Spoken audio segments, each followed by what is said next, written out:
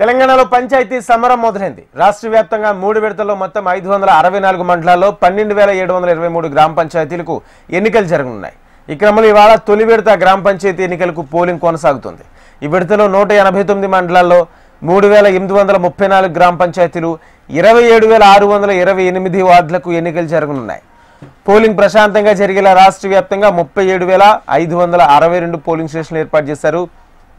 ఉదయం 7 గంటలకే పోలింగ్ ప్రారంభం కాగా మధ్యాహ్నం 1 గంటకు పోలింగ్ ముగుస్తుంది. ఆ తర్వాత 2 గంటల నుంచి కౌంటింగ్ ప్రక్రియ కొనసాగుతుంది. బ్యాలెట్ పేపర్ల ద్వారా ఎన్నికలు నిర్వహిస్తున్నారు.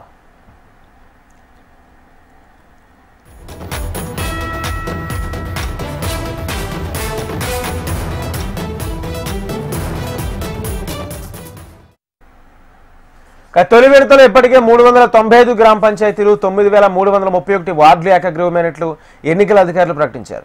న్యాయస్థానాలు వివిధ కేసుల్లో జారీ చేసిన స్టే ఆర్డర్లతో 32 గ్రామ పంచాయతీలు 292 వార్డుల్లో ఎన్నికలను ఈసీ నిలిపివేసింది. ఇక తొలి విడత పంచాయతీ ఎన్నికల్లో భాగంగా సర్పంచ్ పదవుల కోసం 12960 మంది పోటీలో ఉండగా వార్డు మెంబర్ల బరిలో 65455 మంది అభ్యర్థులు నిలిచారు. రాష్ట్ర వ్యాప్తంగా తొలి విడత గ్రామ పంచాయతీ ఎన్నికల్లో మొత్తం 56,19,430 మంది తమ ఓటు హక్కు వినియోగించుకున్నారు. వీరిలో పురుషులు 27,41,070 మంది కాగా మహిళా ఓటర్లు 28,78,159 మంది ఉన్నారు. అలాగే 201 మంది ఇతర కేటగిరీ ఓటర్లు ఓటేనున్నారు.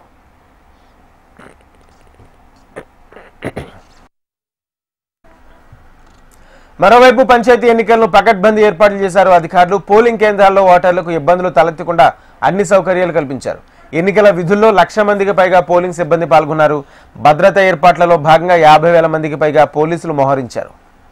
3,000కి పైగా గ్రామ పంచాయతీల్లో వెబ్ కాస్టింగ్ ద్వారా పోలింగ్ సరళిని పర్యవేక్షించనున్నారు. ఎలాంటి అవాంఛనీయ ఘటనలు జరగకుండా కౌంటింగ్ కేంద్రాల దగ్గర కూడా పటిష్టమైన భద్రత ఏర్పాట్లు చేపట్టారు. ఎన్నికల కోడ్ అమల్లో ఉన్నందున పోలింగ్ జరిగే మండలాల్లో మద్యం దుకాణాలను మూసివేశారు.